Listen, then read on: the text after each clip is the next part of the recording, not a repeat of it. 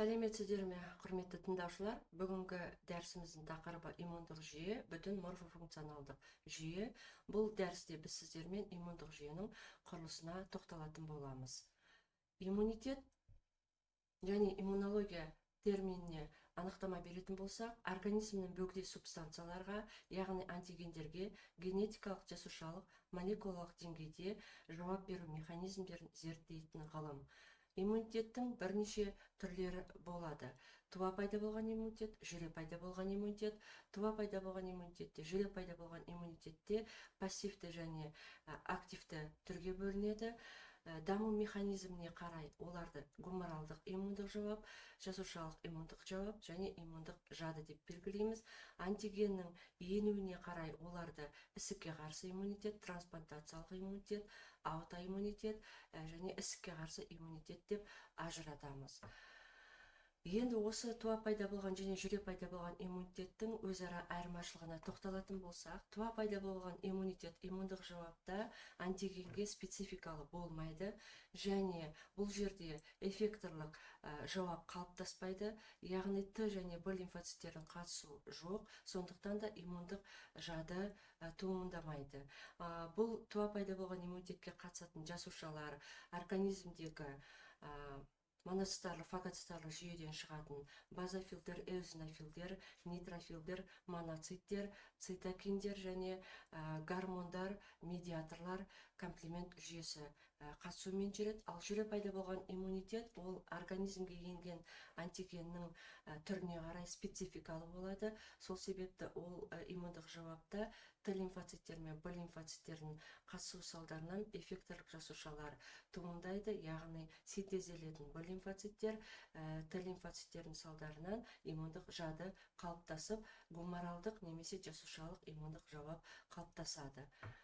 Енді иммундық жүйе деген анықтамасына келетін болсақ, бұл морфофункционалдық жүйенің бүтіндігін айтамыз. Ағзаның ішкі ортасындағы антигенді тұрақтылықты қадағалайды, клеткалардың миграциясын, рециркуляциясын, олардың көшуін, кооперациясын, жолдарымен байланысуын, арнайы лимфоидты мүшелер мен тіндердің жасушалардың қатысуымен тікелей өзара байланыстыратын жиынтықты айтамыз. Иммундық жүйені функционалдық тұрғыда біз үш деңгейде қарастырамыз. Мүшелік деңгей, жасушалық деңгей, молекулалық деңгей. Мүшелік деңгейдің өзін біз қарастыратын болсақ, оларды шеткері, перифериялық немесе орталық деп ажыратамыз. Орталық мүшелерге біз тимус пен сүйек кемігін жеткізамыз. Неге оны орталық немесе біріншілік иммундық мүшелер деп айтамыз? Себебі бұл жерде лимфоидты жасушалардың изошарлары қалыптасады, ал шеткері иммундық ағзада антигендермен жанасқаннан кейін Т лимфоциттердің, Б лимфоциттердің, жалпы иммунды компетентті жасушалардың жауап беру, пісіп жетілу қызметі жүзеге асады. Енді әрқайсысына тоқталатын болсақ, иммунды жүйенің басты мүшесі, негізгі мүшесі, орталық мүшесі сүйек кемігі. Бұл сүйек кемігі бізде адамдарда барлық түтікшелі сүйектердің де орналасады. Жалпақ сүйектерде аз мөлшерде жауырын мен төс сүйегінде орналасқан. Негізі бұл тек қана лимфоидты мүшелердің органы емес, лимфоидты ағзаның бұл қан айналым жүйесіне де тікелей қатысы бар мүше. Жалпы эритроидты өскіндерден қарап отырсаңыздар, эритроциттердің шығуы басталады. Миелоидтыдан фагоцитоз жүйесіне қатысатын нейтрофилдер, базофилдер, эозинофилдер, моноциттер шығарылады. Мегакариоциттерден тромбоциттердің бастау алады және лимфоидты өскіндерден изошар Т лимфоциттер, изошар Б лимфоциттер. Бұл атап өткен барлық жасушалардың барлығы сүйек кемігінде орналасқан көп қабілетті бағаналы жасушадан бастау алады. Тимусқа келетін болсақ, бұл да иммунды жүйенің орталық ағзасы болып табылады. Тимус негізі екі бөліктен тұрады. Тимус деп аталу себебі ол тимиян жапырағына ұқсас болады. Қазақша атау айырша без деп аталады. Себебі ол айыршаға ұқсас. Екі жағынан оларды субкапсулалық бөлшектен, ортасы милық қабаттан тұрады. мыйлық қабатта, қыртысты қабатта бізде көп мөлшерде эпителиалды жасушалар, жұлдызша эпителиялар болады, макрофагтар орналасқан болады. Мыйлы қабатында бізде гасталь денешіктер болады. Негізі тимустың эндокриндік мүше ретінде де қарастыруға болады, себебі бұнда тимазин, темопоэтин гормондары синтезделеді. Сонымен қоса тимуста бізде кальций, фосфор алмасуы, глюкозаның утилизациясы, бой өсу, жыныстық жетілуге де маңызды зор атқарады. Бірақ тағы да айта кететін бір маңызды ерекшелігі, тимус адам өсу жасына байланысты инвалидцияға ұшырау ықтималдығы бар. Бір 3 жас аралығында тимус бізде толығымен жетіліп, белсенді түрде қызмет атқарады. Бала 13-15 жасқа келген кезде екінші жыныстық жетілу барысында тимустың қыртысты қабаты атрофияға, инволюцияға ұшырай бастайды. 23-25 жасқа келгенде тимустың мыйлы қабаты да атрофияға ұшырай бастайды. Әрбір жыл сайын мыйлы қабаттың 3% семи бастайды. Бірақ дегенмен де атрофияға ұшырамастан функциясын жоймайды. 70 жас аралығына келген кезде адамдарда физиологиялық иммунды тапшылық жағдайы қалыптасу мүмкін. Шеткері иммундық ағзаларға келетін болсақ, оларға бізде көк бауыр, лимфа түйіндері, аппендикс, бадамша без, аденоидтар, шектегі пер табақшалар жатады. Осының ішінде ең маңыздысы бұлар көк бауыр мен лимфа түйіндері. Бұл бізде лимфа арқылы, қан арқылы келіп түскен антигендерді көк бауырдың тәуелсіз аймақтарында сүзгіден өткізіп, Т лимфоциттерін, Б лимфоциттерін пісіп жетіліп, әрғарай кооперациясы жүретін, эффектор жасушалардың даму жүретін мүшелерді айтамыз. Ал аппендикс, бадамша без, аденоидтар бұл орналасқан локализациясына байланысты сол аймақта жергілікті иммунитетті қалыптастырады.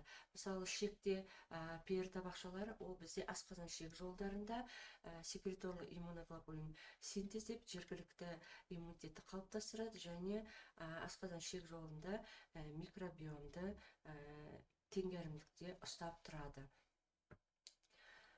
Енді иммундық жүйенің жасушаларына тоқталатын болсақ, иммундық жүйенің жасушаларын біз 2 топқа қарастырамыз. Бірінші топтарда лимфоциттер, әртүрлі сатыда сараланатын Т лимфоциттер, Б лимфоциттер, натуралды киллерлер, табиғи киллерлерді жатқызамыз.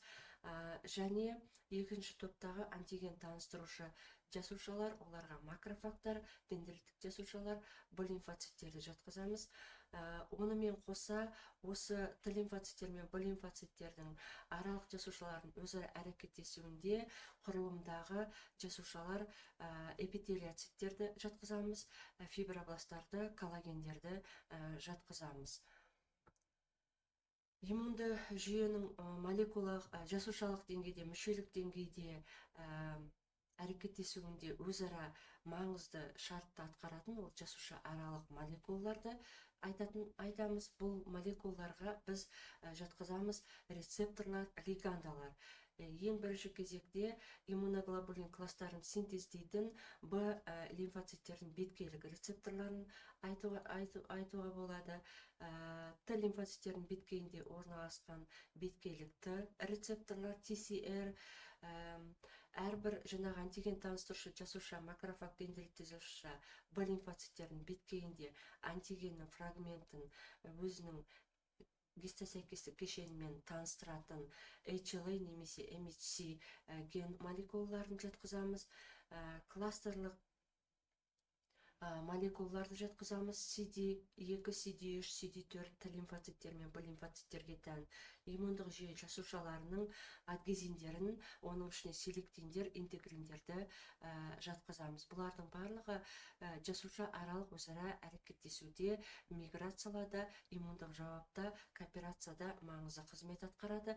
Және де үшінші кезекте қашықтықтан өзара әсерлесетін тимус гормондары, сүйек кемігінің миелопептидтерін жатқызамыз. Цитокиндер, яғни медиаторлар дейді оның екінші атауы, яғни олар интерлейкиндер, интерферондар, ісікті некроздаушы факторлар, колония стимулдаушы факторлар, өсу факторлар деп қараймыз. Оның ішінде тағы да монокиндер, лимфокиндер деп бөлеміз. Монокиндер деп айтатын себебіміз ол моноциттерден шығатын медиаторларды айтамыз. Хемокиндер дегеніміз фагоцитозға қатысатын негізі Т лимфоциттердің белсенуінен салдарынан пайда болатын лимфокиндердің, хемокиндерді айтамыз. Жалпы айтатын болсақ, қорытындылай келетін болсақ, иммундық жүйені біз ашық жүйе деп айтамыз, күрделі жүйе деп. Сатылы ұйымдастыру құрылымы бар үлкен биологиялық жүйе. Себебі иммундық жүйе тек өзі лимфоидты тіндермен ғана араласып қоймай, жүйке жүйесімен, эндокриндік жүйемен, қан айналым жүйесімен тікелей байланыста болады. Иммундық жүйе үлкен жүйелердің барлық сипаттарына ие болады.